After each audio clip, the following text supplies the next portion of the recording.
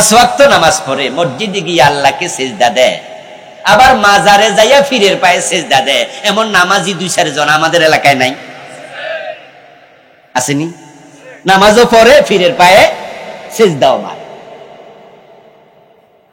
আপনাদের কাছে আমার জিজ্ঞাসা, যারা পীরের পায়ে সিজদা দেয় তাদের ঈমান আছে না ঈমান গেছে? তারা মুমিন না মুশরিক? যার ঈমান নাই তার নেক আমলের মূল্য আল্লাহর কাছে 1 পয়সাও নেই। এই যে আমাদের দেশে মাইজবান্ডারে যায়, দেওয়ানবাগ যায়, 18 যায়, আচ্ছা মাইজবান্ডারের মুরিদের মাঝে জুমার নামাজ পড়ে এমন মুরিদ কি আপনাদের এলাকায় নাই?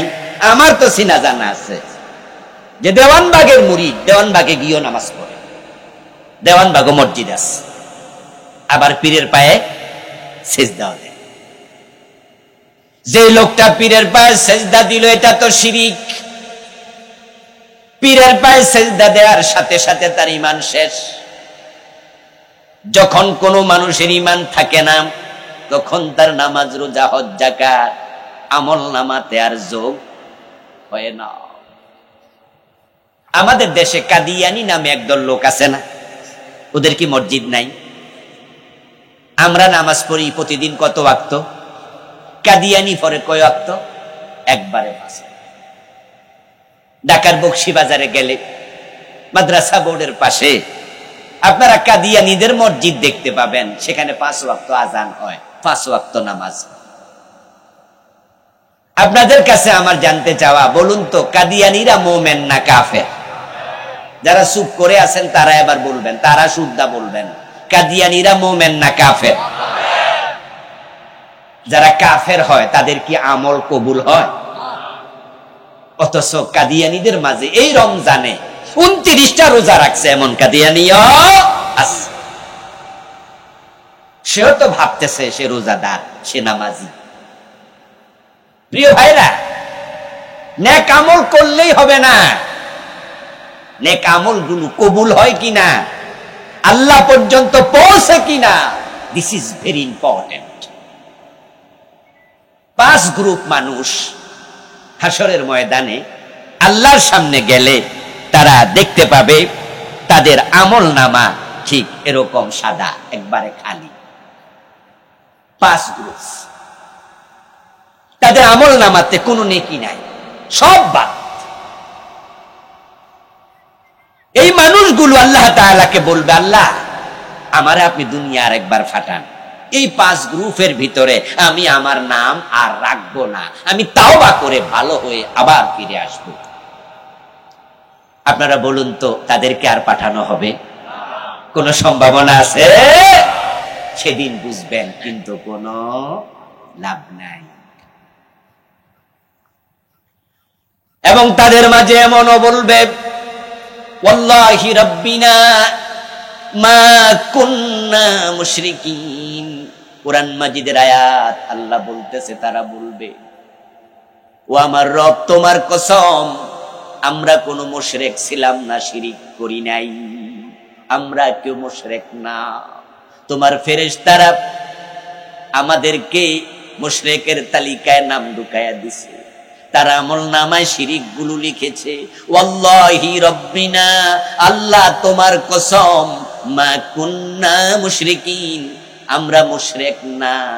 তারা ফেরেশতাদের দোষ দেবে, আল্লাহর কসম করে দোষ দেবে। প্রত্যেকটা মানুষ দুনিয়ায় যা করছে, প্রত্যেকটা আমল, প্রত্যেকটা কথা লিখার জন্য আমল নামা গড্ডানের ভিতরে আছে না নাই? তারা দোষ দেবে কিন্তু বাঁচতে পারবে না। আল্লাহ তাদের মুখ বন্ধ করে দেবে, মৃত্যু, তুই আমার ফেরেশতাদের দোষ দেস। আল-ইয়াওমা নাখতিমু আলা আফওয়াহিহিম, মুখ বন্ধ করে দিলাম, যা। ওয়া কুল্লু ইনসানিন আলজামনাহু তায়রাহু ফি উনুকিহি ওয়া নুখরিজু লাহু ইয়াওমাল কিয়ামাতি কিতাবান ইয়ালকাহু মানশুরা। আল্লাহ তাআলা বলছেন, আমি প্রত্যেকটি মানুষের গর্দানে তার দুনিয়ার সব আমল রেকর্ড করার জন্য আমি ক্যামেরা ঢুকাইয়া দিছি। রেকর্ডার ঢুকাইছি, সিসি ক্যামেরা আছে, সব রেকর্ড করতেছি। আমি হাসরের দিন সে যখন বলবে, আল্লাহ আমি শিরিক করি নাই, আল্লাহ আমি কুফর করি নাই, আমি এত খারাপ মানুষ না, এগুলো ফেরেশতারা আমাদের বিরুদ্ধে লিখছে, আল্লাহ বলে আমি ওয়ানুখরিজু লাহু ইয়াউমাল কিয়ামাতি কিতাবা, আমি গর্দান থেকে টেনে এটাকে বের করব বই আকার। বলবে ইকরা কিতাবাক, তোমার আমলনামা তুমি পড়ো। তোমার হাত কথা বলবে, তোমার মুখ কথা বলবে, তোমার জিহ্বা কথা বলবে, চোখ কথা বলবে, কান কথা বলবে, পা কথা বলবে, ওয়া জুলুদুহুম, পুরা বডির চামড়া কথা বলবে। আল্লাহর সামনে যখন ধরা পড়ে যাবে, তখন এবার বলবে আল্লাহ বুঝছি বুঝছি, আসলে আমি ভুল করে লাইছি, আমার দুনিয়ায় পাঠাও। আল্লাহ বলবে খুযুহু ফাগুল্লুহু সুম্মাল জাহিমা সাল্লুহু, ও ফেরেশতারা এ জালেমটারে ধর, হাতে পায়ে জাহান্নামের ডান্ডা বেড়ি পরাইয়া দে, শিকল দিয়া বাঁধ, সুম্মাল জাহিমা সাল্লুহু, জাহান্নামের মাঝখানে ফেলে দে। 70 গজ লম্বা শিকল দিয়ে বেঁধে জাহান্নামের মাঝখানে ফেলে দেয়া হবে। সবাই পড়েন নাউযুবিল্লাহ। এবার বলুন তো, যে 5 গ্রুপ মানুষ আখেরাতে ব্যর্থ হবে, ধরা পড়ে যাবে, আজকের আলোচনা শুনে যদি আপনি মনে করেন যে এখানে তো আমিও আছি, আমি যে আছি আমি তো জানি না, আল্লাহ বলেছে ওয়াহুম ইয়াহসাবুন আন্নাহুম ইউহসিনুনা সুনা, তারা মনে করছে তারা ভালো কাজ করতেছে। আমার প্রিয় ভাইয়েরা, এই যে কাদিয়ানীকে কিছুক্ষণ আগে কাফের বললেন, আচ্ছা আমরা যতই কাফের বলে ফতুয়া দেই, কাদিয়ানীরা কি আমাদের ফতুয়া নিছে? নিলে তো এরা মোমেন হয়ে যেত, ওরা তো তওবা করে ফেলত, আমাদের কথা ওরা শুনে না। আমার প্রিয় ভাইয়েরা, শিয়া নামে একটা দল কি আছে না? বাংলাদেশে আসেনি, আমাদের দেশেও আছে। মুহররমের 10 তারিখে পুরান ঢাকার হোসনি দালান ভবন থেকে হাই হোসেন কইতে কইতে বুক থাপড়াইয়া হাজার হাজার শিয়া সদস্য, তারা হাইটা হাইটা 8-10 মাইল চলে যায় মোহাম্মদপুরে শিয়া মসজিদ পর্যন্ত। শিয়াদের বাংলাদেশে মসজিদ নাই, বরং মোহাম্মদপুর একটা স্টেশনের নামে শিয়া মসজিদ, রাস্তার পাশে শিয়াদের মসজিদ আছে। ইরানে লাখ লাখ শিয়া, ওদের দেশে কি মসজিদ মাদ্রাসা নাই? শিয়াদের মাঝে হাজার হাজার হাদিসের বড় মুহাদ্দিস আছে। এবার আপনারা বলুন তো, শিয়ারা পথ প্রাপ্ত না পথ হারা? তারা ফেরকায়ে দাল্লা, পথ ভ্রষ্ট। এইভাবে কতজন আছে হাশরের ময়দানে, তারা বুঝবে আমি তো ধরা খেয়ে গেলাম, এবার ফেরেশতারা হাত পা বেঁধে জাহান্নামে ফেলে দেবে। সেদিন কান্নাকাটি করে নিষ্কৃতি পাবে না। কিন্তু আজকের আলোচনায় যদি আপনি বুঝেন যে আমিও আছি, ক্বালা রাসূলুল্লাহ সাল্লাল্লাহু আলাইহি ওয়াসাল্লাম মান ইশতারা সাওবান বিআশারাতি দারাহিম ফীহি দিরহাম হারাম লাম ইয়াকবালিল্লাহু লাহু সালাতাহু মা দামা আলাইহি। এখানে তো অনেক নামাজি মানুষ, কিন্তু বলুন তো আজকের নামাজিদের মাঝে সুদে টাকা লাগাইয়া রাখছে এমন 2-4 জন মাহফিলে নাই? এ নারায়ণপুরে নাই, এই গ্রামে আছে, আজকের মাহফিলে আছে। প্রিয় দিনী ভাইরা, নামাজ পড়ছে সুদখোর। আচ্ছা শুধু নামাজ না, সুদখোর হজে গেছে এমন সুদখোর আছে না? সুদের টাকা দিয়া হয়ে গেছে। এবারে রমাদানে উমরায় গিয়েছিলাম, আলহামদুলিল্লাহ, গিয়ে সেখানে 10 দিন ছিলাম, অল্প কয়েকদিন ছিলাম মাত্র। আমাদের বাংলাদেশি এক ভাই আমারে বলল যে হুজুর, এই গত কয়েকদিন আগে 8-10 মাস আগে আমাদের সিনেমার নায়ক ফেরদাউস সাহেব উমরা করতে আসছিল, সাথে আমাদের মুক্তিযুদ্ধ মন্ত্রণালয়ের মন্ত্রী গাজীপুরের এমপি মোজাম্মেল সাহেব আইছিল। আমি ওদেরকে খেদমত করছি, সেবা দিছি। আমি তখন মুস্কি হেসে বললাম, নায়ক ফেরদাউস উমরা করে? কয় হুজুর আরো নায়িকারাও সাথে আইছে। সিনেমা হলের মালিক মসজিদের সভাপতি, এমন ঘটনা এই দেশে আছে? সিনেমা হলের মালিক মসজিদের সভাপতি, সুদখোর 5 ওয়াক্ত নামাজি। অথচ নবীজি কি বলছেন শোনেন, মান ইশতারা সাওবান বিআশারাতি দারাহিম, যে ব্যক্তি একটি কাপড় কিনলো 10 দিরহাম দিয়ে, ফিহি দিরহামু হারাম, তার মাঝে 9 দিরহাম হালাল, 1 দিরহাম ছিল হারাম, সুদের টাকা, ঘুষের টাকা, মালে বেজাল মিশ্রিত টাকা, মানুষ ঠকানো টাকা। লাম ইয়াকবালিল্লাহু লাহু সালাতাহু মা দামা আলাইহি, ওই 1 দিরহাম যদি তোমার কাপড়ে ঢুকে যায়, হারাম টাকা ঢুকেছে, যত নামাজ পড়ো ওই কাপড় পরিধান করে 1 রাকাতও আল্লাহ কবুল করবেন না। قال رسول الله صلى الله عليه وسلم لا يدخل الجنة لحم نبت من سعت وكل لحم نبت من سعت فكانت النار أولى بي। এই যে সুদখোর, ঘুষখোর, বাটপার, সিটার, পরের জমি দখলকারী, মালে বেজাল দেয়া ব্যক্তি, সে 5 ওয়াক্ত নামাজ পড়ে নামাজ জান্নাতের চাবি, এই হাদিসের আমল করছে, আর মনে মনে ভাবছে সেও জান্নাত পাবে নামাজের কারণে। অথচ নবীজি বলছেন যে দেহ হারাম খাইয়া বড় হয়, মোটা তাজা হয়, লা ইয়াদখুলুল জান্নাতা লাহমুন নাবাতা মিন সুহতিন, হারাম খাওয়া দেহ আল্লাহর জান্নাতে প্রবেশ করতে পারবে না। যারা হারাম খাচ্ছে তাদের কোনো ইবাদতই কবুল হয় না। এই যে নামাজ হারাম টাকার কাপড়ে 1 রাকাত কবুল হয় না।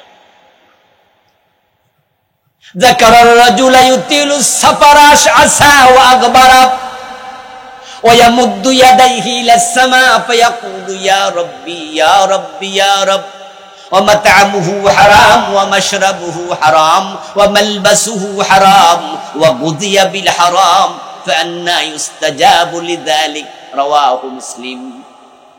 রাসূলুল্লাহ বলছেন, মক্কায় গেছো, কাবার সামনে দাঁড়াইছো, লম্বা সফর করেছো, চুলগুলো এলোমেলো দুলি দূষরিত দেহ, উস্কো খুস্কো চুল, দুলি দূষরিত দেহ নিয়া কাতার থেকে, দুবাই থেকে, ইয়ামান থেকে, সিরিয়া থেকে ইহরাম বেঁধে মক্কার সামনে যাইয়া কাবার ঘরের একবারে মুলতাজামে বুক লাগাইয়া মাথা ফে দাঁড়াইয়া 2 হাত তুলা আকাশের দিকে বলো, ও আমার রব, এটা দেও সেটা দেও।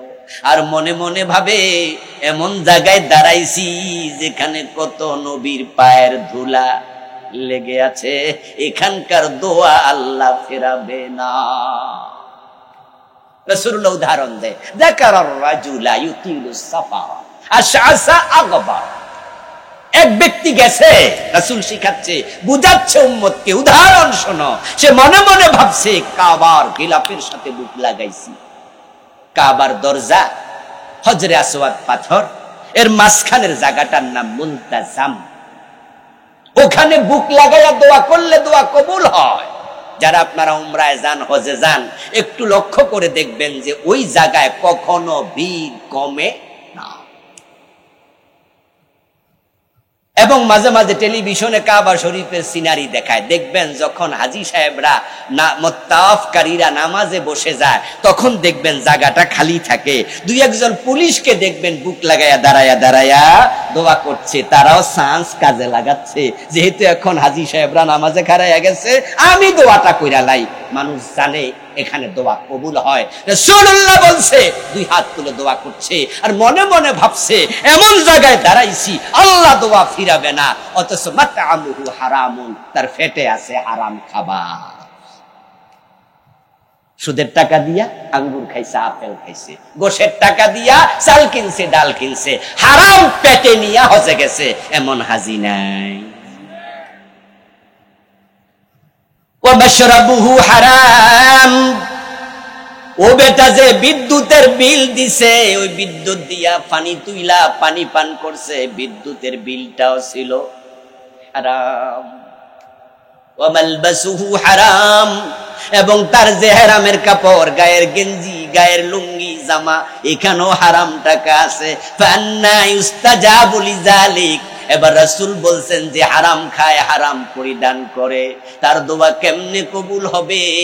সে কাবার ভিতরে ঢুকে দোয়া করলো, আল্লাহ হারাম খাইলে দোয়া কবুল করে না।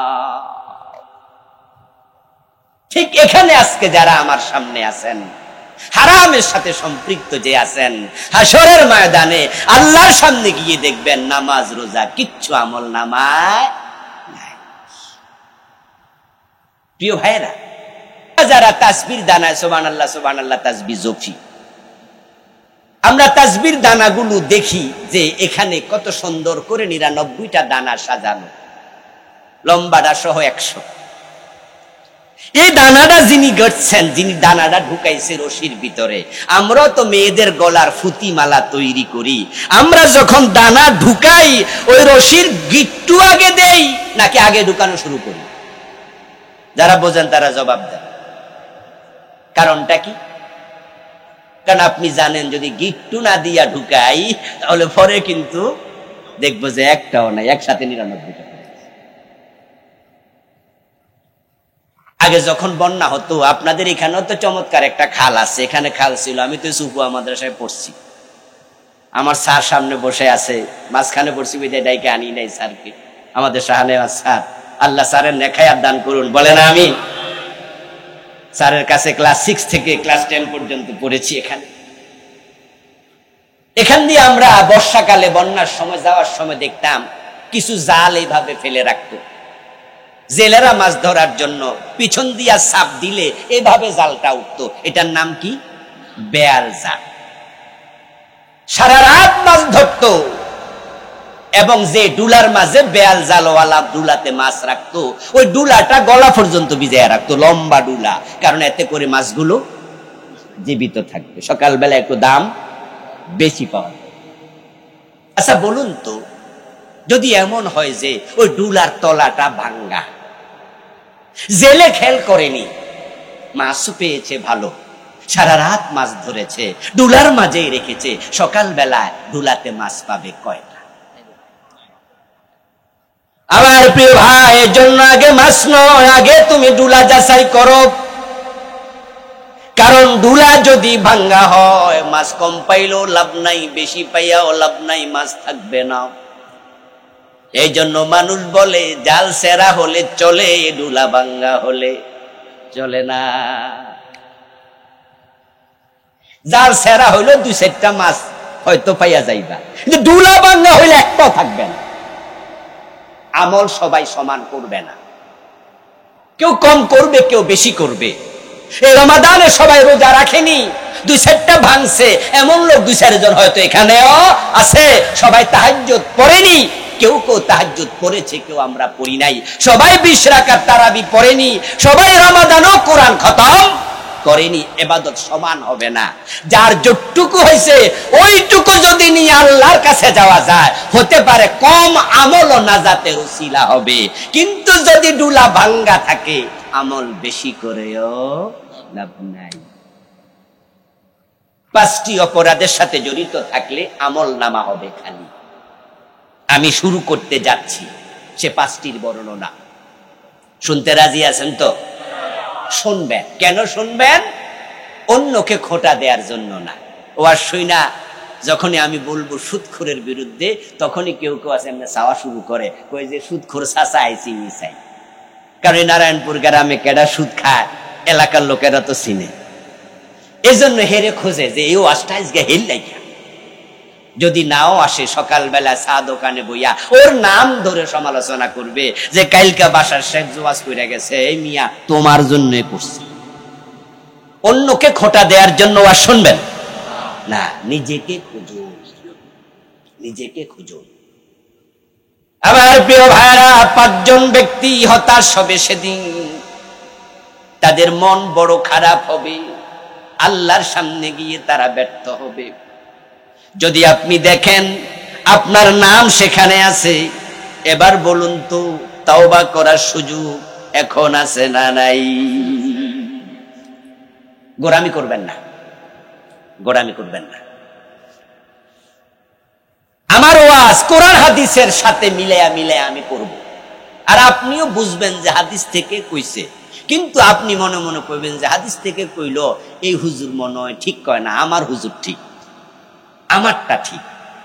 কারণ আপনার হুজুরের সাথে আমার ওয়াজটা মিলে নাই, আপনার দর্শনের সাথে আমারটা মিলে নাই। এই দেশের কাদিয়ানীদেরকে আমরা কত বুঝালাম, কাদিয়ানি যে এলাকায় থাকে, বিশেষ করে উত্তরবঙ্গের কিছু অঞ্চল আছে, আমাদের নরসিংদীর পাশে পলাশ একটা থানা আছে, ওখানে কাদিয়ানি আরএফএল গ্রুপ, ওদের মিল ইন্ডাস্ট্রি ভরা। সেখানে কাদিয়ানি কর্মকর্তা কর্মচারীরা আছে। যেখানে কাদিয়ানিদের লোকেরা বসবাস করে, ওই এলাকায় গিয়ে বলি সেটা কুফরি, কাদিয়ানি তোমরা কাফের, কারণ নবী মুহাম্মদকে শেষ নবী তোমরা মানো না। যদি মুমিন হতে চাও নবী মুহাম্মদকে শেষ নবী মানো। আচ্ছা, তারা যদি আমাদের সাথে একমত হয়ে বলতো যে ঠিক আছে নবী মুহাম্মদ শেষ নবী, তাহলে কি মুমিন হওয়ার সুযোগ ছিল না? কিন্তু ওয়াজ শোনার পরেও তারা হেদায়াত নেয় না। তারা ব্যাখ্যা করে, বিভিন্ন রকমের ব্যাখ্যা করে তারা বুঝায় যে না, গোলাম মোহাম্মদ কাদিয়ান সেও একজন নবী। নাউযুবিল্লাহ।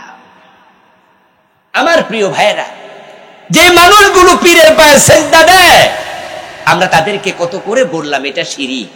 আচ্ছা, আমাদের ওয়াজ শুনে কি তারা পীরের পায়ে সিজদা দেয়া বন্ধ করছে? তখন তারা তাদের পীর সাহেবের জিজ্ঞাসা করে, হুজুর পীরের পায়ে সিজদা দিলে নাকি শিরক হয়? আবুল কালাম আজাদ সাহেব বইলা গেল। তখন হুজুর কই, ওর ওয়াজে গেছো কেন? ও বেটা তো শরীয়তের মৌলবী, বেটা কি মারেফত বোঝে?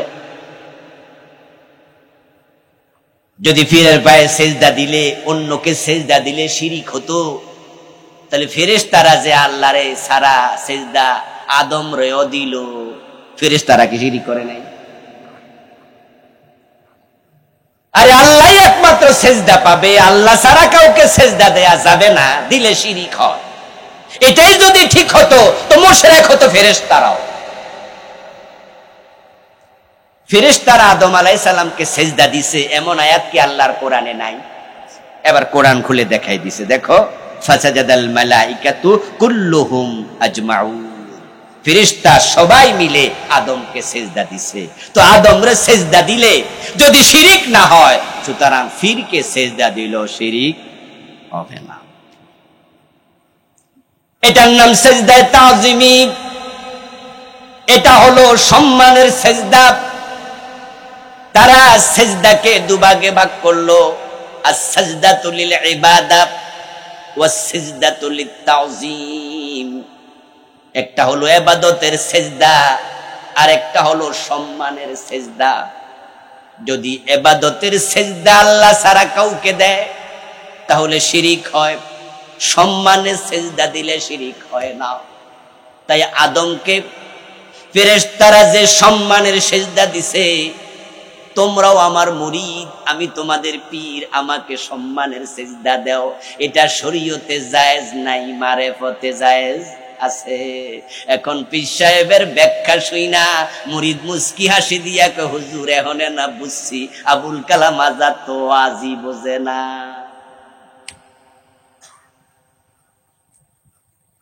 আপনার ইলম আপনাকে ধ্বংস করে দিল।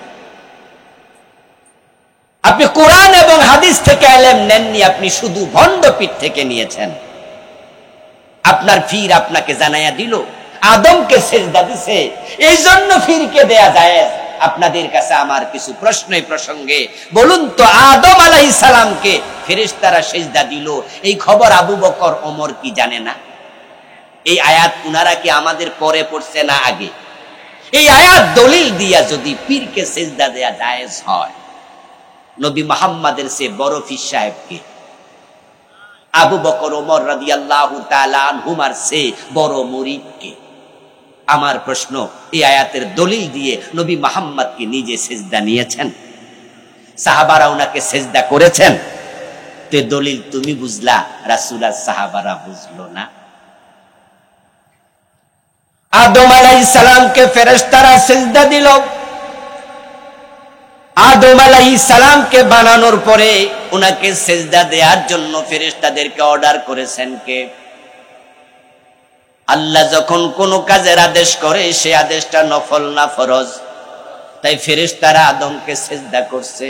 কিন্তু ও ভণ্ড পীর সাহেব, তুমি যে দলিল দিয়া নিজে সিজদা নিলা, তোমারে সিজদা করার জন্য কোরআনের কোন আয়াতে আছে?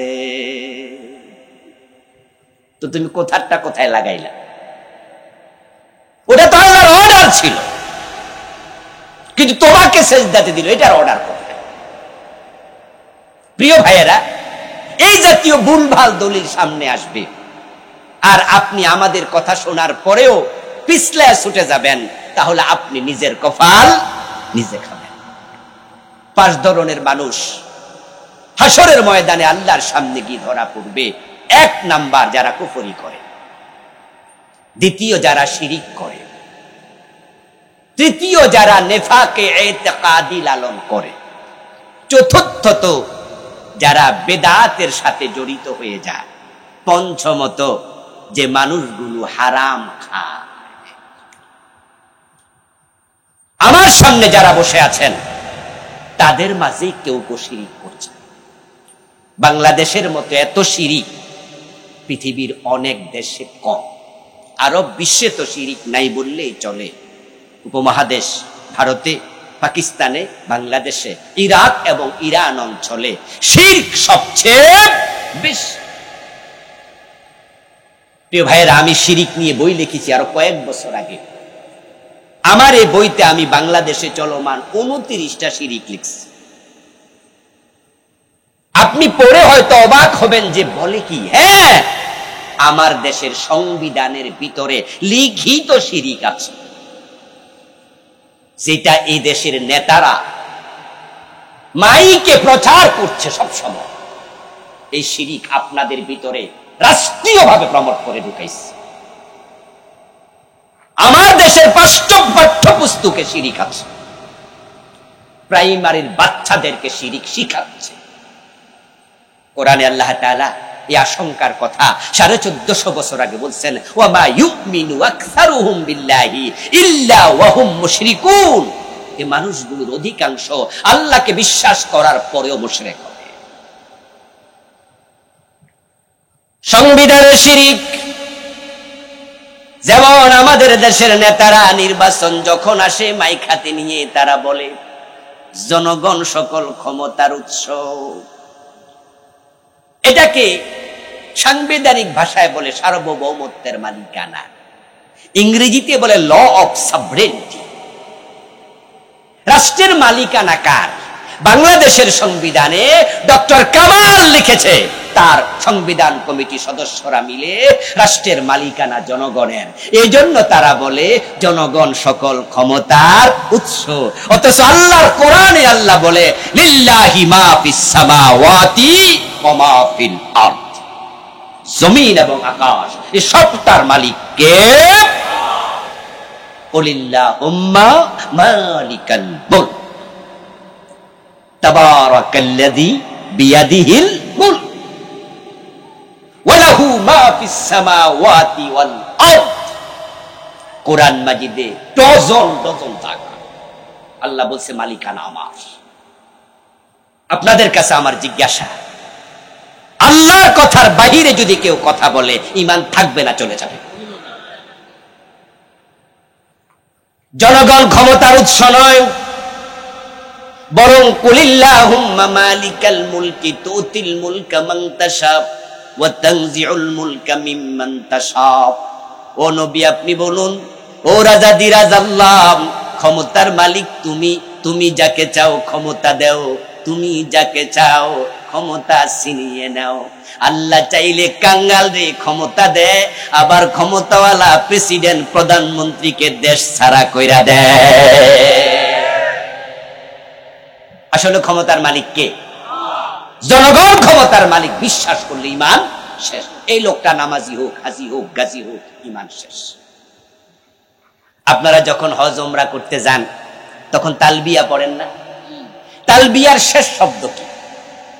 শুরু তো করলেন লাব্বাইক আল্লাহুম্মা লাব্বাইক, লাব্বাইক লা শারীকা লাকা লাব্বাইক, ইন্নাল হামদা ওয়ান নি'মাতা লাকা ওয়াল মুলক লা শারীকা লাক।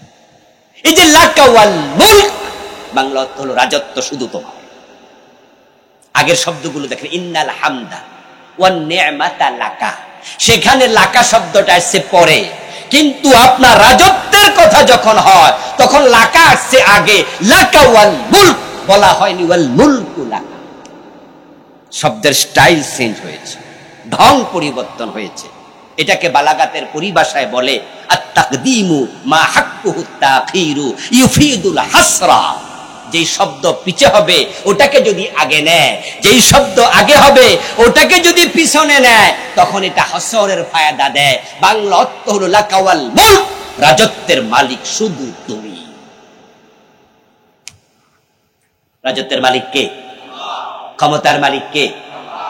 আচ্ছা, আল্লাহ এইভাবে মাঝে মাঝে ধাক্কা দিয়ে আমাদেরকে শেখায়, তারপরও আমরা শিখি না। আমরা বলি জনগণ ক্ষমতার উৎস। জনগণ ক্ষমতার উৎস যদি হইতো তাহলে 5 তারিখে কি প্রধানমন্ত্রী ফলাইতো? উনাদের যে ক্ষমতা ছিল সেই ক্ষমতার ধাক্কা তো আমাদের গায়েও লাগছে। আমিও তো আপনাদের এলাকায় আসতে পারি নাই, ঠিক না? 16 বছর 15 বছর কত মানুষ বাড়ি ছাড়া, ঘর ছাড়া, এলাকা ছাড়া। উনারা ক্ষমতা পাইয়া ভাবছিল ক্ষমতা আসলে উনাদের, কিন্তু 5 তারিখে আল্লাহ দেখাইয়া দিছে ক্ষমতা তোমাদের না, ক্ষমতার মালিক আমি আল্লাহ। তাই এমন ভাবে পালিয়েছে, রান্না করা খাবার খেয়ে পালানো সবাই আল্লাহর আয়। ক্ষমতার মালিক যে আল্লাহ, এটা আল্লাহ তাআলা মাঝে মাঝে দেখান। যে ফেরাউন শুধু মূসা আলাইহিস সালাম একা না, পুরা বনি ইসরাইলের লোকদেরকে লাঞ্ছিত করেছে, অপমানিত করেছে, চাকর বাকর বানায়া রাখছে, ছেলে হলে জবাই করার অর্ডার করেছে। একচ্ছত্র ক্ষমতা তার হাতে। এক পর্যায়ে সে দাবি করেছে আনা রাব্বুকুমুল আ'লা, আমি তোমাদের বড় খোদা। নাউজুবিল্লাহ পড়েন। আল্লাহ তাআলা তারে কোথায় সুবাইছে? পানির মাঝে, বাহরে আহমার, পানির মাঝে। আপনারা বলুন তো, ফেরাউন যখন পানিতে ডুবে মরে, বাংলাদেশের লোকেরা বলে নীল নদে। এটা ঠিক না। আমাদের দেশের বিভিন্ন বইতে লেখা নীল নদ ছোট্ট একটা নদী, এটা খালের চেয়ে একটু বড়। আমিও মিশরে গিয়েছি, ফেরাউনের লাশও দেখে এসেছি। নীল নদের সামনে বসে ছবি তুলছি, আমার মোবাইলের মাঝে আছে। এই পাশে বসে ও পাশের ছবি তুলছি। আমার কাছে মনে হয়েছে শোয়েব আক্তারের মতো যারা ফাস্ট বোলার, কেউ যদি বল জোরে মারে তাহলে এই পাশ থেকে ও পাশে চলেও যেতে পারে। এত ছোট একটা নদী নীল নদ, ওখানে যে কেউ ডুইবা মরবো, হে মরবো না, হে সাঁতরায় উঠে যাবে। আল্লাহ তাআলা কোরআন মাজিদে বারবার বলছে ওয়াইজ ফারাকনা বিকুমুল বাহার। বাহার শব্দের অর্থ কি নদী না সাগর? আলেম ওলামারা বলেন বাহার কি নদী না সাগর? ওয়াদরিব বিআসাকাল বাহার। আমি বলেছি ও মূসা, হাতের লাঠি দিয়া সাগরে আঘাত করো। ফেরাউনের লাশ যে জায়গায় পাওয়া গেছে এটাকে হামামাতু ফেরাউন বলা। ওটা কায়রো থেকে 250 থেকে 300 কিলোমিটার দূরে, তিহি প্রান্তরের একবারে পাদদেশে, তুরে সাইনা যাওয়ার পথে। আমি ঠিক ওই জায়গাতেও নেমেছিলাম, সাগরের মাঝে পায়চারি করেছি কিছুক্ষণ, আবার তাড়াতাড়ি উঠেও গেছি। গজবের জায়গা আবার কোন গজব পড়ে। তার লাশ পাওয়া গেছে সাগরে, ভাসমান ছিল 3100 বছর সাগরের পানির উপরে।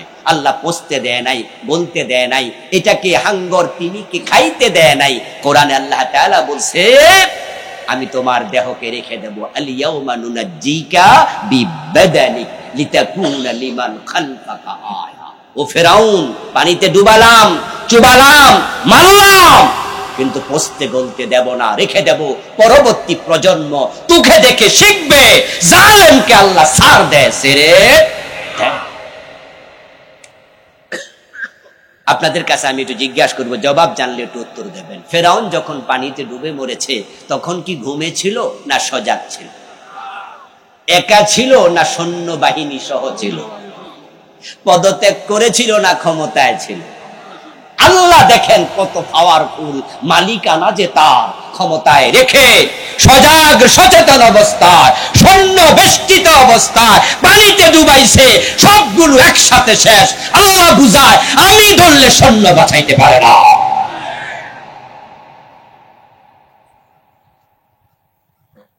যারা আমাদেরকে দীর্ঘ 1 বছরের, 1 যুগের বেশি এই 14 গ্রাম আমাকে আসতে দেয়নি। সর্বশেষ আপনাদের এখানে একটা মাহফিল করছিলাম গোড়া গোড়া, তাও সেখানে পুলিশ পাঠাইছে, 144 দ্বারা জারি করছে। আমাদের ভাইয়েরা বোনেরা হাতে লাঠি মাটি লইয়া কোন রকমে প্রোগ্রামটা করছে। এরপর থেকে কেউ প্রোগ্রাম চাইলে 14 গ্রামে আমি আর দেইনি। আমি বলেছি না, এত রিক্সে গিয়ে মাহফিল করার কোনো প্রয়োজন নাই। মাহফিল করা কি ফরজ না নফল? এই যা এই লোকগুলো বলো চতুর ধূর্ত। এই দেশে তারা 500-র উপরে মডেল মসজিদ বানাইছে। আমাদের 14 গ্রামে মডেল মসজিদ আসেনি? প্রতি থানাতেই মনে হয় 1-2টা দিছে। মডেল মসজিদ বানাইয়া তারা আপনাদের ভোট চাইছে, দৃষ্টি আকর্ষণ করতে চাইছে। তারা বুঝাইছে পরবর্তী নির্বাচনে বলবে যে আমরা দেখো 590টা এতটা মডেল মসজিদ বানাইছি, আমরা ইসলামের পক্ষে। আর আপনারা আমরা কথা বলতে পারবো না। ও ঠিক কথা তো, তারা তো মসজিদ বানাইছে, কোন সরকার তো আর বানায় নাই। এইটা বলে তারা আমাদের ভোট নিতে, আমাদের কাবু করতে চায়। আবার মাদ্রাসার বইয়ের ভিতরে মন্দির ঢুকাইয়া ইন্ডিয়ান দাদাবাবুদেরকে বুঝাতে চায়, দেখো আমরা মাদ্রাসায় মন্দির ঢুকাইয়া দিচ্ছি, আমাদের সাপোর্ট। আচ্ছা, মাদ্রাসায় কি কোনো হিন্দু পড়ে? এখানে মন্দিরের ছবি আসবে কেন? মাদ্রাসা কি হারমোনিয়াম বাজানো শিখায়, দোতরা শিখায়? এখানে ঢুকবে কেন? পরিকল্পনা ছিল অনেক গভীরে। ধর্ম যার যার উৎসব সবার। হিন্দুদের দুর্গা পূজা আসলে এই স্লোগানটা টেলিভিশনে, রেডিওতে, পত্রিকা সব জায়গায় ছড়াইয়া দিছে। ভালো করে শুনুন, আল্লাহর কোরআনের স্লোগানের 180 ডিগ্রি উল্টা এই স্লোগান। কোরআনের স্লোগান হচ্ছে লাকুম দীনুকুম ওয়ালিয়া দীন।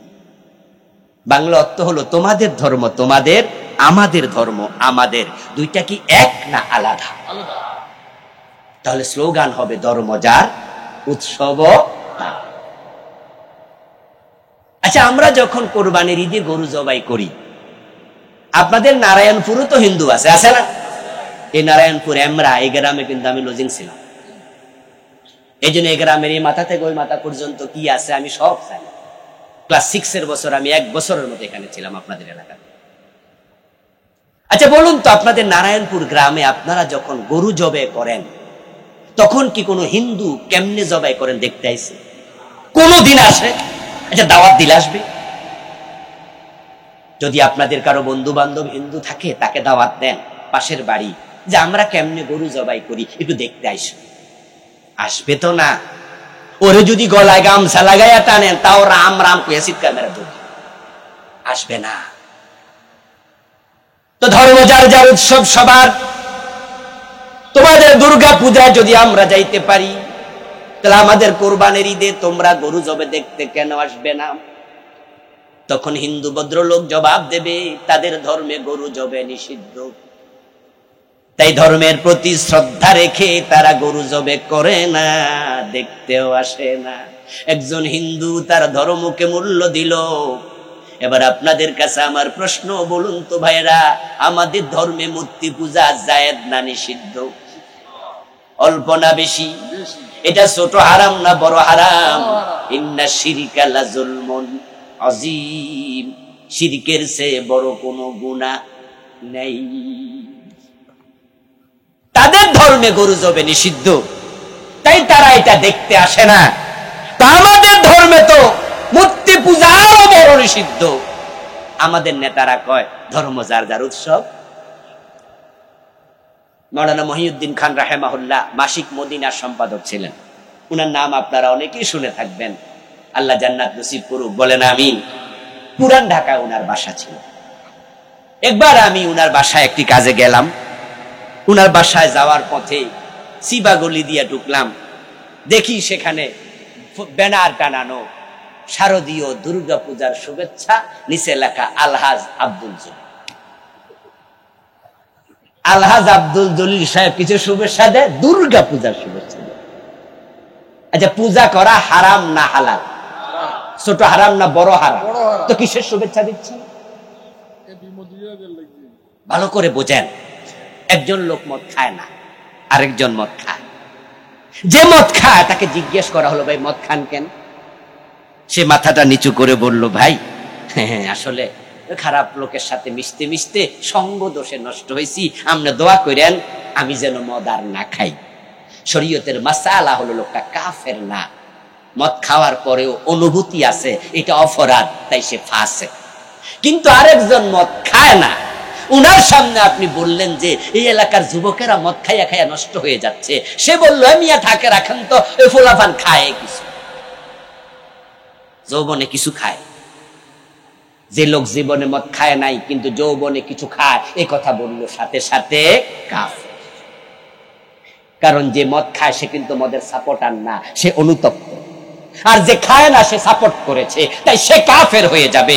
আপনি মূর্তি পূজা করেন না, কিন্তু উৎসবকে উৎসব বলেছেন, শারদীয় দুর্গা পূজার শুভেচ্ছা দিয়েছেন, সাপোর্ট করার কারণে আল্লাহর কসম আপনার ঈমান।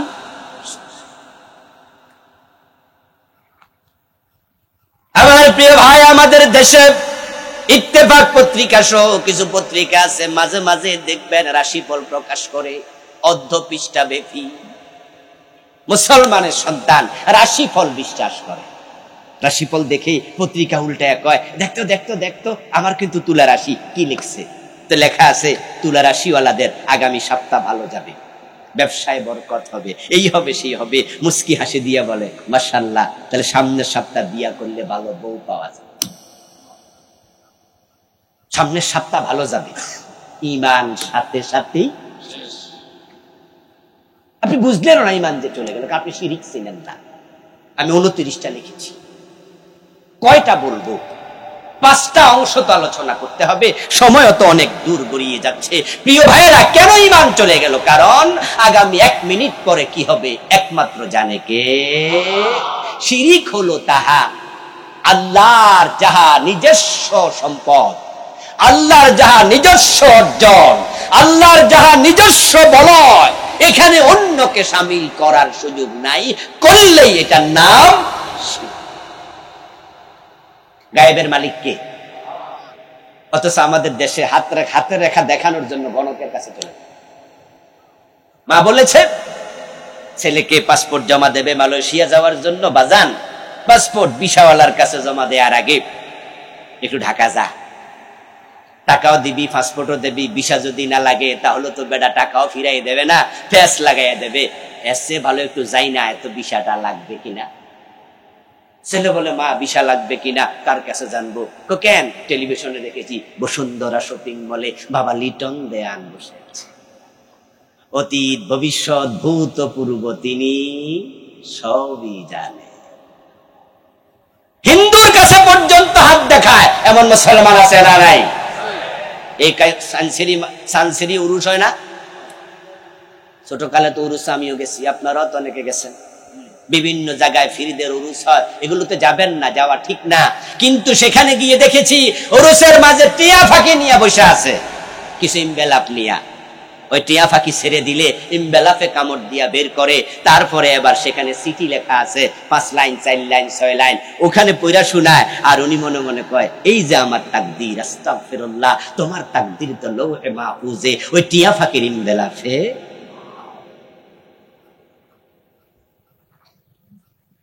قل لا يعلم من في السماوات والأرض الغيب إلا الله। ও নবীজি, আপনি মানুষকে শুনায়া দেন আকাশ এবং জমিনে আল্লাহ ছাড়া কেউ গায়েব জানে না। ভবিষ্যতের খবর একমাত্র কে জানে? আল্লাহ। 2-3টা বললাম তো, মনে মনে কি ভাবছেন? যাক, আমি এগুলাতে নাই। কিন্তু একটা শিরিক আমাদের দেশে বন্যার পানির মতো ঢুকেছে, যেটার মাঝে এখানে বসা হয়তো অনেকেই আছেন। সেটা হচ্ছে মসজিদে গিয়ে আমরা আল্লাহকে সিজদা দেই, আল্লাহর আইন মানি, এ বিষয়ে কারো দ্বিমত নাই। আমরা জানি আইনের মালিক আল্লাহ, কিন্তু আমরাই যখন আবার রাজনীতির ময়দানে যাই তখন কিন্তু 54 বছরে আল্লাহর আইন দিয়ে এই দেশ একদিনও চালাই। ফিরকে সেজদা দিলে শিরিক হয়, কারণ সেজদার মালিক কে? তো ব্রিটিশ আইন মানলে কেন শিরিক হবে না? আইনের মালিক তো একমাত্র আল্লাহ।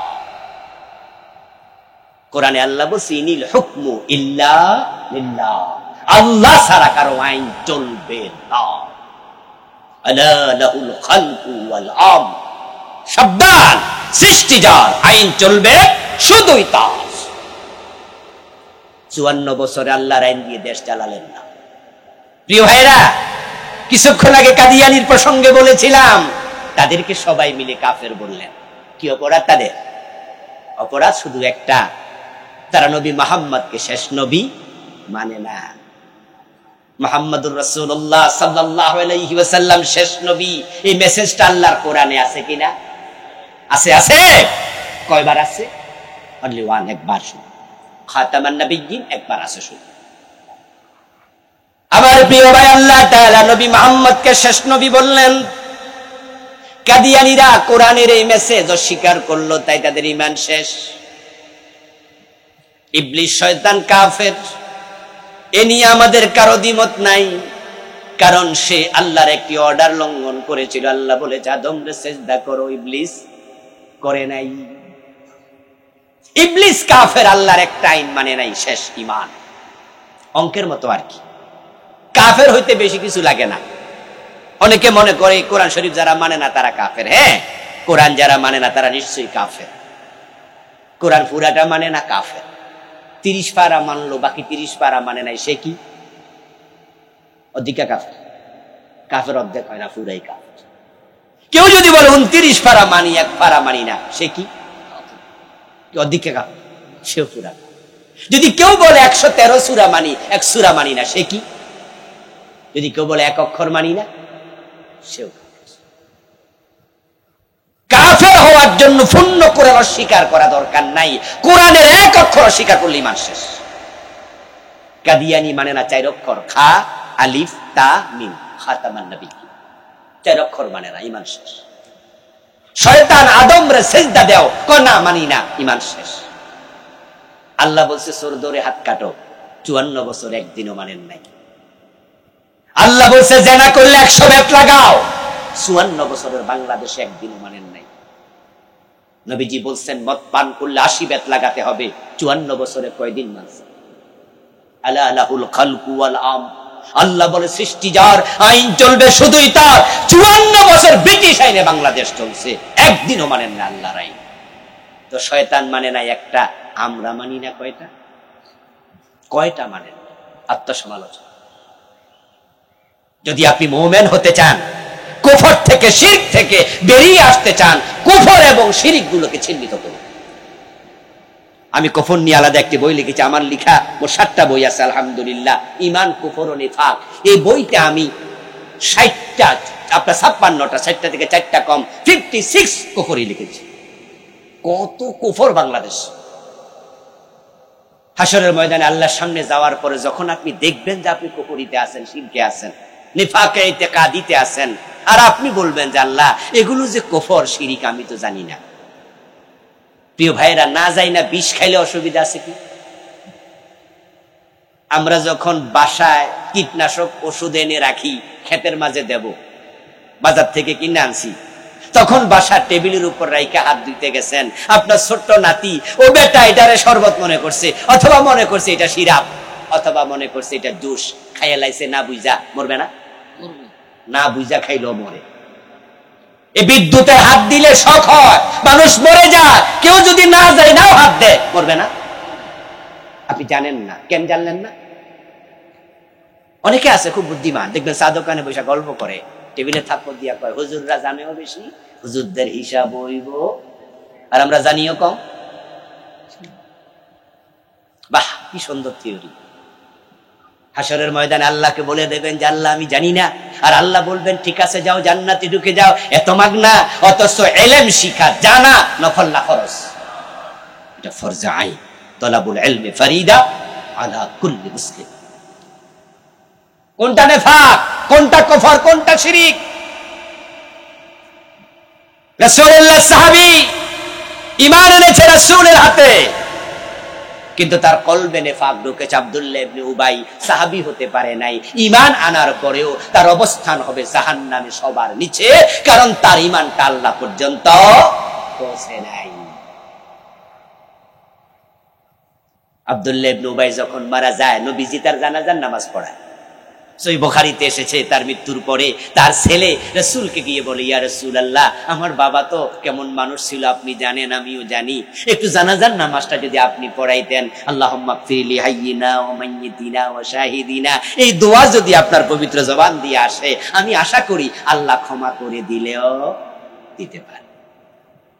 অথচ তার ব্যাপারে আল্লাহর বক্তব্য, ইন্নাল মুনাফিকিনা ফিদ দারকিল আসফালি, সবার নিচে জাহান্নাম। কিন্তু রহমাতুল্লিল আলামিন মনে মনে ভাবে, তার ছেলে যেহেতু অনুরোধ করতেছে, আর আমি যদি আল্লাহকে বলি আল্লাহ তুমি তাকে ক্ষমা করে দাও, আর আল্লাহ যদি ক্ষমা করে দেয়, আমার কোনো লস আছে?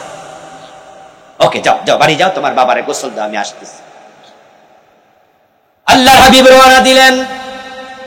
হযরত ওমর রাদিয়াল্লাহু তাআলা আনহু রাসূলুল্লাহকে দেখছেন, রাসূল যাচ্ছেন হেঁটে কোথাও। ইয়া রাসূলুল্লাহ, কোথায় যান? নবীজির শ্বশুর হযরত ওমর, হাফসা রাদিয়াল্লাহু তাআলা আনহার বাবা, রাসূলকে জিজ্ঞাসা করে, জামাইরে জিজ্ঞাসা করে, জামাই বাবু কোথায় যান? রাহমাতুল লিল আলামিন বলে, ওমর তুমি কি শোনো নাই? আব্দুল্লাহ ইবনে উবাই মারা গেছে, আমি তার জানাজার নামাজের ইমামতি করতে যাই। হযরত ওমর বলে, ইয়া রাসূলুল্লাহ, তার মতো জালেমের জানাজা আপনি পড়াবেন? ও আপনাকে মানসিক ভাবে যত কষ্ট দিছে অত কষ্ট কাফেররাও দেয় নাই। হুজুর আপনি তার জানাজার নামাজ পড়ায়েন না। নবীজি জবাব দেন, ওমর কথা ঠিক, তবে আমি তার সব কষ্ট আমি ক্ষমা করে দিয়েছি। সুবহানাল্লাহ পড়ো। এই জন্য তো রহমাতুল লিল আলামিন, আমি সব মাফ করে দিচ্ছি। আমি তার জানাজার নামাজ পড়াইতে যাব? রাসূল রাহমাতুল লিল আলামিন মুনাফিকরে মাফ করে, কাফেররে মাফ করে। বিদায় হজের দিন যিনি যখন মক্কা বিজয় করলেন, মক্কা বিজয়ের দিন সব কাফেররে মাফ করে দিচ্ছে। এই হলো রাসূলের চরিত্র, মাফ করে দাও। আর আমরা তো মাফ করি না, আরো ক্ষমতা পাইয়া বিনা দোষে ফাঁসি দিয়ে দেই। ছেলের লাশ সামনে রেখে যেদিন বুলবুল সাইদি মারা গেলেন, আল্লামা সাইদি রহমতুল্লাহ আলাই, সন্তানের লাশ সামনে রেখে তিনি সেদিন বলেছিলেন, ওই জানাজায় হুজুরের সামনে আমি একবার হাজির ছিলাম, 3-4 হাত দূরে ছিলাম। উনি বলেছেন, আল্লাহর কসম, আল্লাহর ইজ্জতের কসম, 71-এর কোন কাদার সিটা পোটা সাইদির গায়ে লাগে নাই, লাগে নাই, লাগে নাই, 3 বার বলেছে। বিনা দোষে লোকটাকে 13টা বছর, আরে জুলুম। আবার তারাও জান্নাত খোঁজে, তারাও উমরা হজে যায়, তাহাজ্জুদ কম পড়ে না, এক রাতে 70-80 রাকাত পড়ে। কি কইছে না, এক রাতে 70-80 রাকাত নাকি পড়ে। স্বামী ওসমান সাহেব বলছিল, এবং উনি বলছে, আমি ফজরের টাইমে ঘুম থেকে উঠে শুধু কি খুঁজি, জায়নামাজ খুঁজি।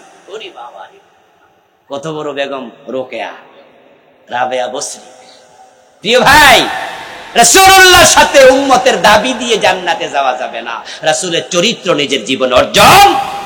ক্ষমা করুন, ক্ষমা, ওয়াফু আম্মান যালামা। আব্দুল্লাহ ইবনে উবাইর জানাজার নামাজ প্রিয় নবী পড়বেন, রওনা দিলেন। ওমর ফারুক রাদিয়াল্লাহু তাআলা আনহু বলেন, আমি রাসূলুল্লাহর পিছন দিয়ে জামা টেনে ধরলাম, ইয়া রাসূলুল্লাহ আপনি যাইয়েন না। নবীজি বলে, ওমর জামা ছাড়ো, জামা ছাড়ো। ওমর বলেন, হাদিসের শেষ দিক হযরত ওমর রাদিয়াল্লাহু তাআলার কথা, যে সেদিন রাসূলের জামা কোন সাহসে টেনে ধরেছিলাম, মনে হলো আমার এখনো বুক কাঁপে। রাসূলকে জামা ছাড়ো ওমর। এবার হযরত ওমর বলছি, ইয়া রাসূলুল্লাহ আপনি চলে যাবেন, আপনাকে থামানোর সামর্থ্য আমার নাই, তবে আমি একটা কথা আপনারে বলে রাখি, আজকে আপনার দোয়া কবুল হবে না। আপনি তো আব্দুল্লাহ ইবনে উবাইর জন্য ক্ষমা চাইবেন, আল্লাহুম্মা গফির লি হাইয়িনা ওয়া মাইয়িতিনা কইবেন, তো লাভ হইতো না। হযরত ওমরের কথা শুনে রাসূল বলে, ওমর কি কইলা এইসব, ওহি আসা আমার কাছে, ফতুয়া তুমি দাও, ঘটনা কি? তুমি কেমনে জানো দোয়া কবুল হবে না? ফারুক আজম ওমর রাদিয়াল্লাহু তাআলা বলেন, ইয়া রাসূলুল্লাহ আপনি তো কোরআনের আয়াত শুনাইছেন, ইস্তাগফির লাহুম আও লা তাস্তাগফির লাহুম ইন তাস্তাগফির লাহুম 70 মাররাতান ফালান ইয়াগফিরাল্লাহু লাহুম। এই তো সূরা তাওবার আয়াত। আল্লাহ তাআলা বলছে, তাদের জন্য 70 বার ক্ষমা চাইলো আল্লাহ ক্ষমা করবে না। তা আল্লাহই কইছে, আপনিও তো আয়াত শুনাইছেন। নবীজি বলে, ওমর তুমি বোঝো নাই, আমার আল্লাহ আমাকে ক্ষমা চাইতে নিষেধ করে নাই, বলছে 70 বার ক্ষমা চাইলে ক্ষমা করবে না। সাজিদুহু, আমি আব্দুল্লাহ ইবনে উবাইর জন্য 70 বারের বেশি ক্ষমা চাইব। আল্লাহ মানা করে নাই, মানা যেহেতু করে নাই, আমি 70 বারের বেশি ক্ষমা চাই। নবীজি চলে গেলেন, জানাজার নামাজ ইমামতি করলেন। জানাজার নামাজ শেষ হলো, কবরে রাখা হবে। তার ছেলে ভালো মুসলিম ছিলেন, এসে বলি, ইয়া রাসূলুল্লাহ আমার লাস্ট অনুরোধ, সেটা হচ্ছে আমার বাবার আমল তো ভালো না, কবরে রাখলেই তো আযাব শুরু হয়ে যেতে পারে, আপনার গায়ের যদি একটা জামা দিতেন, আপনার গায়ের জামাটা পেঁচাইয়া আমি কবরে রাখতাম, হতে পারে আপনার জামার ওসিলায় আল্লাহ কবর আযাব মাফ করবেন। মদিনার প্রেসিডেন্ট রাহমাতুল্লাহ লিল আলামিন উনি নিজের গায়ের জামা দিয়ে দিলেন, যাও যাও। আব্দুল্লাহ ইবনে উবাইর লাশটার মাথা রাসূলুল্লাহ সাল্লাল্লাহু আলাইহি ওয়াসাল্লাম পবিত্র রানের উপর রাখলেন। মুখ থেকে পবিত্র থুতু বের করে আব্দুল্লাহ ইবনে উবাইর কপালে গালের মাঝে মেখে দিলেন। নবীজি চেষ্টা করলেন উনার পবিত্র থুতুর উসিলায় আল্লাহ তাকে ক্ষমা করে কিনা। লাশ কবরে রাখা হলো, জমিন সমান করে দেয়া হলো। জিবরিল আমিনকে আল্লাহ তাআলা পাঠালেন, আয়াত নাজিল হলো, ওয়ালা তুসাল্লি আলা আহাদিন মিনহুম মাতা আবাদা ওয়ালা তাকুম আলা কবরিহি ইন্নাহুম কাফারু বিল্লাহি। ও নবী মুহাম্মদ, এই জাতীয় লোকের জানাজার নামাজ পড়বেন না, কবরের পাশেও আর দাঁড়াবেন না। তাদের জন্য ক্ষমা চাইয়া কোনো লাভ নাই, কারণ তাদের ঈমানটাই নাই। কাফারু বিল্লাহ, ও তো আল্লাহর সাথে কুফরি করছে। মুনাফিক তো কাফের। এখন কে মুনাফিক কে মুমিন বুঝবেন কেমনে? এ নিয়ে আমি আমার এই বইতে 28টা আলামত লিখেছি, 29টা লিখেছি। 3টা শিখেছেন, 3টা কথা বললে মিথ্যা বলবে, ওয়াদা করলে খেলাপ করবে, আর ঝগড়া, আরেকটা কি আছে, আমানত রাখলে খেয়ানত। আর বাকিগুলো, এগুলো তো নেফাকে আমলি, এগুলো হলে ঈমান যায় না। এগুলো ছোট নেফাক, যেগুলো জানেন আপনারা, যেগুলো আলোচনা বেশি হয় হাদিস। কিন্তু বাকিগুলা যে লিখছি বানায় এত লিখি নেই। যেগুলোতে ঈমান চলে যায়, আব্দুল্লাহ ইবনে উবাইর মতো মুনাফিক, ওরা ইসলামের আইনের সাথে দুশমনি করত, জিহাদের সাথে দুশমনি করত। রাসূল জিহাদের মাঠে যেতেন, তারা পিছন দিয়ে লোক লইয়া পলাইয়া চলে যেত। জিহাদের কথা শুনলে জঙ্গিবাদের কথা বলে এমন জালেম এই দেশে আছে না নাই? আব্দুল্লাহ ইবনে উবাইর চরিত্র। 300 জনের নেতা আব্দুল্লাহ ইবনে উবাইকে রাসূলুল্লাহ সাল্লাল্লাহু আলাইহি ওয়াসাল্লাম উহুদের দিন বানাইছিল। সে 300 জন পলাই চলে আসছে, যুদ্ধের মাঠে যায়, পলাই চলে আসছে। নামাজ পড়তে রাজি, রোজা রাখতে রাজি। যেই মাত্র জিহাদের কথা শুনে চেহারা কালো হয়ে যায়। পীর সাহেবের মুরিদ, তাবলীগ জামাতের লোক, বিভিন্ন নামাজি, কত ভালো জায়গায় থাকে, দ্বীনের পথে সময় দেয়, কিন্তু জিহাদের কথা শুনলে ভালো লাগে না। এমন লোক কি আমাদের মাঝে নাই? গত 15-16 বছর জিহাদের কথা বলার কোন পরিবেশ ছিল? ধরে জঙ্গির মামলা, ধরে জঙ্গি মামলা। আচ্ছা, জিহাদ কি জঙ্গিবাদ? জিহাদ করা ফরজ, জঙ্গিবাদ হারাম। মুসলমান যখন থেকে জিহাদ ছেড়েছে তখন থেকে কপাল পুড়ে গেছে, পৃথিবীর সব জায়গায় মার খাওয়া শুরু হয়েছে। পিছনে যান, পিছনে। একটা সময় ছিল মুসলমানের এক হাতে ছিল কোরআন, আর এক হাতে ছিল তলোয়ার। মুসলিম ছিল যেখানে বিজয় তাদের পদচম্বন করেছে, সেখানে 313 জন নিয়ে নবী মুহাম্মদ যুদ্ধের মাঠে চলে গেছে। মসজিদের কোণায় বসে দোয়া করে নাই। আর ফিলিস্তিনের দিকে তাকায়া দেখেন, রমজানে পর্যন্ত শত শত মুসলমানকে হত্যা করা হয়েছে। আমরা তামাম দুনিয়াতে 150 কোটি বেশি মুসলমান, আমাদের জিহাদের জজবাই নাই।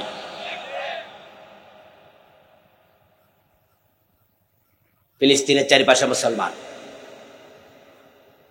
কয় লক্ষ ইহুদি আছে ফিলিস্তিনে, ইসরায়েলে কয় লাখ, তামাম পৃথিবীতে 1 কোটি ইহুদি নাই। চারিপাশে মুসলিম রাষ্ট্রের যদি লোকগুলো শুধু ওদিকে তাকিয়ে থুতু মারা শুরু করবে, কেউ কেউ বলেন যে প্রস্রাব করে দিলে পুরা ইসরায়েল সেখানে বন্যার মতো ভেসে যাওয়ার।